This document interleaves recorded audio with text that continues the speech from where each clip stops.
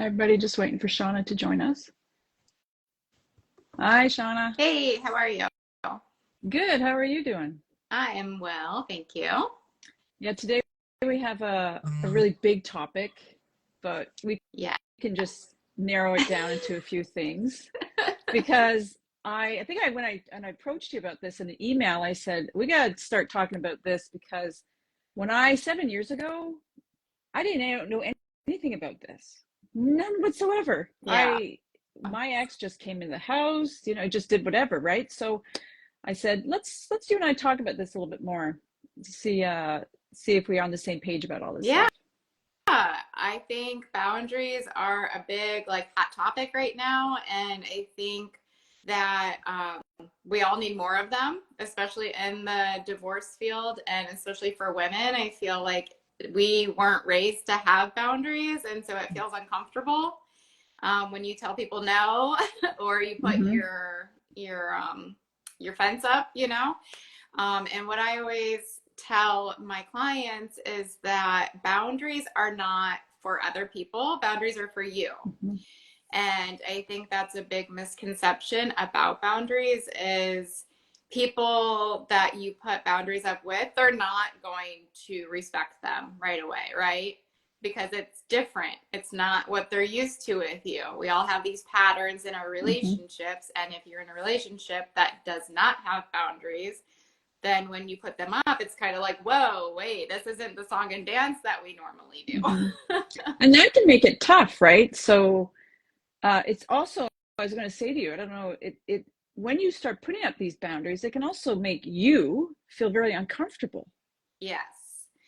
And I am guilty of this just as much as you are probably, Mm-hmm. and everybody else. It's like, wait, I rehearsed this in my head and this person isn't reacting the way that I Mm-hmm. rehearsed. It's like, okay, if I say no, they're just going to be like, okay, but that's not, they're going to keep pushing the boundary, right?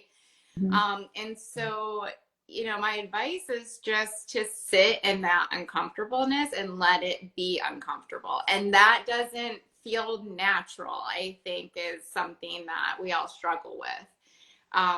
And so just letting that be okay, that it doesn't feel good, but it's there for a reason, right? So, like you've used the example of your ex coming in the house.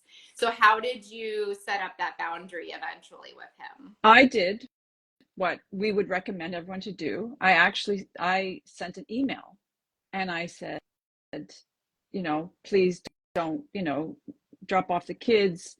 You don't need to come into the house, type of thing, right? Like but I let it go on for quite a while.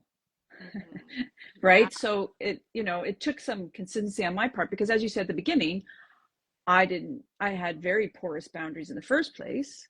So the patterns is already set up. So it took me a little bit of courage actually to start getting stronger boundaries. And Right. also, I just want to mention in the grief world, which I work in too, right?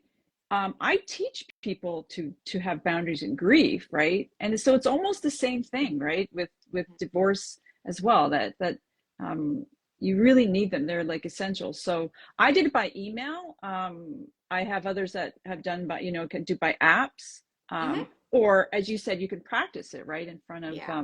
yourself in the mirror and try that way. So Oh, any role others? playing. Role playing Yeah. is such a powerful tool.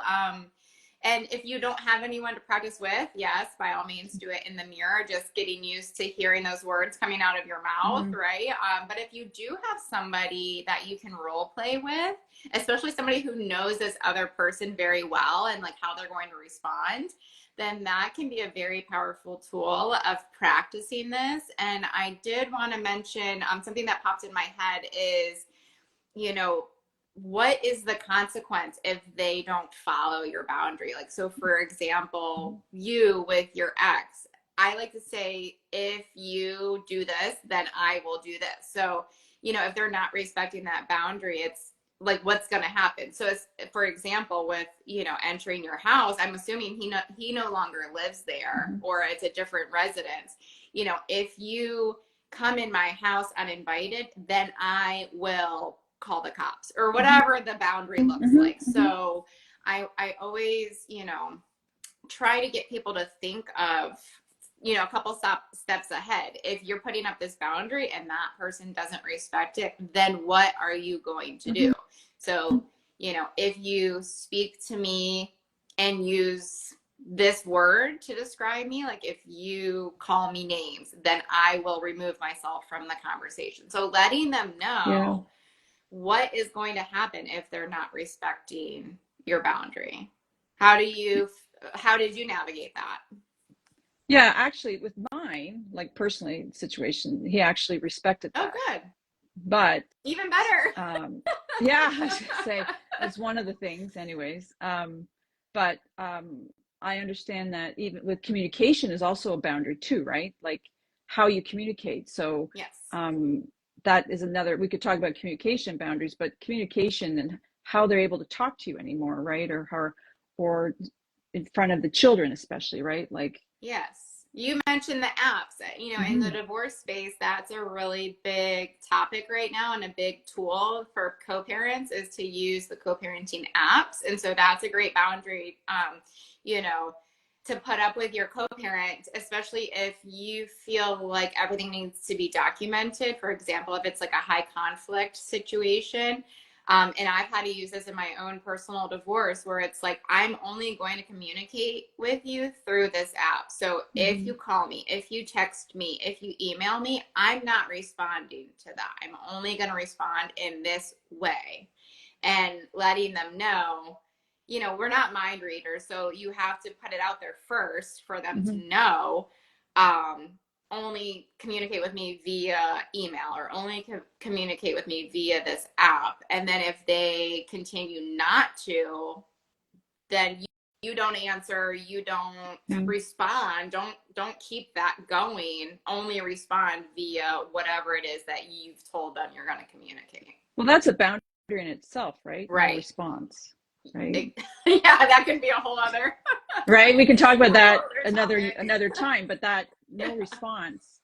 Remember to put that in a note where we should talk about that another time, because that also is really actually can really de-escalate things and not responding, right? So yeah, and like you said, especially if there's children involved, that's a boundary. Like, you don't talk to me. We're not going to discuss money in front of the children. We're not going to discuss anything in front of the children unless it's like, oh, maybe tell your dad what you did in art class today on the ride home, or that's a huge boundary. Like, don't talk negatively about each other. It's actually in a lot of court orders, unfortunately, not talking negatively about each other in front of the kids. Those are all boundaries that are going to help you be better co-parents. Yeah.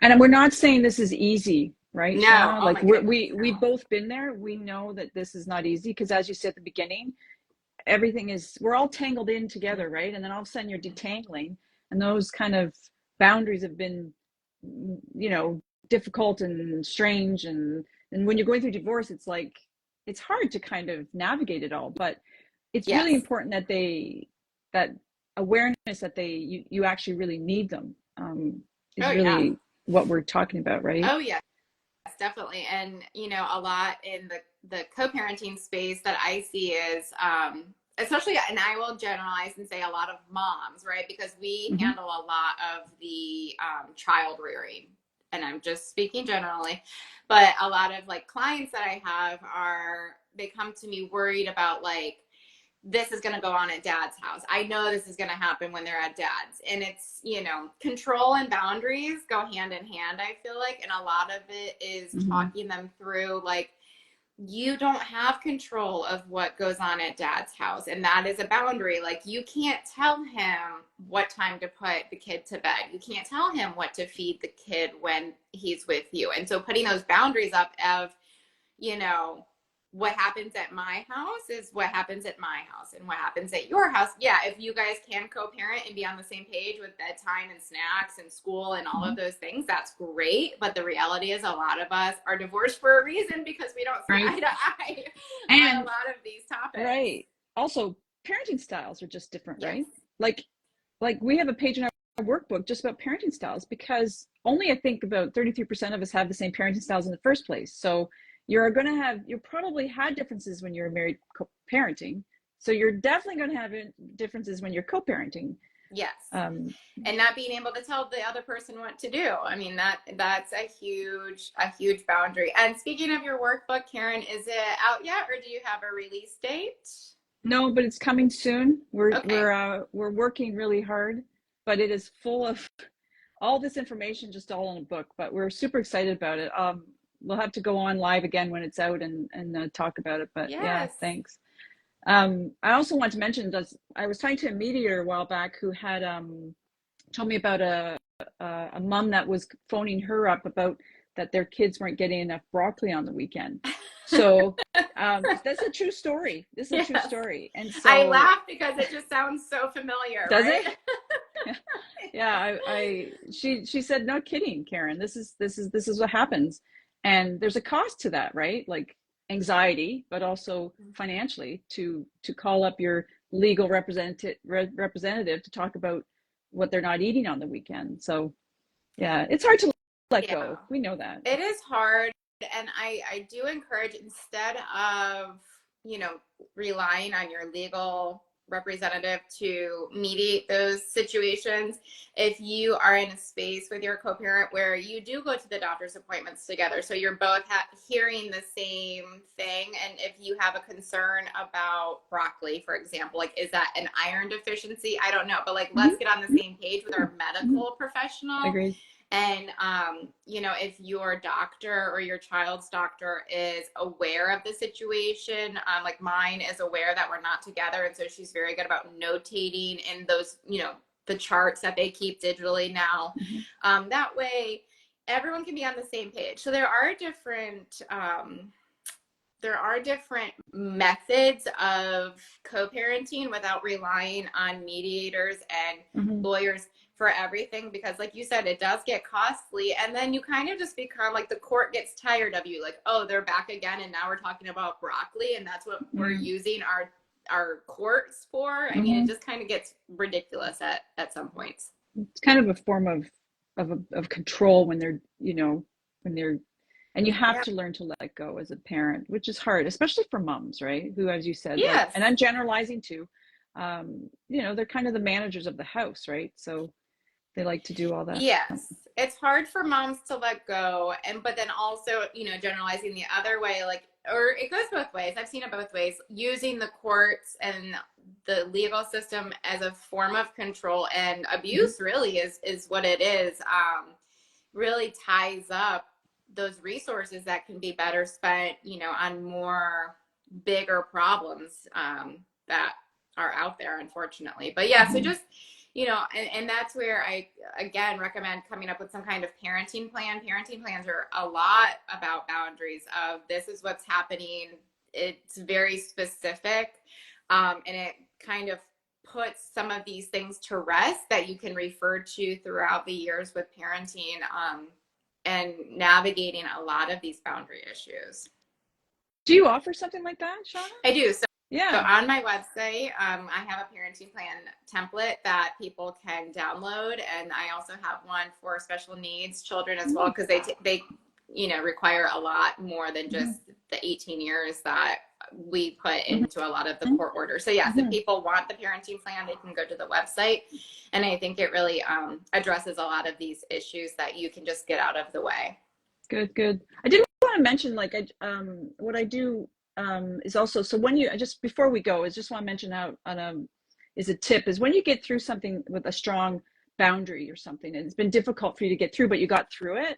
What I tell people too is maybe give yourself a small reward for getting through it, right? Oh, like, yes.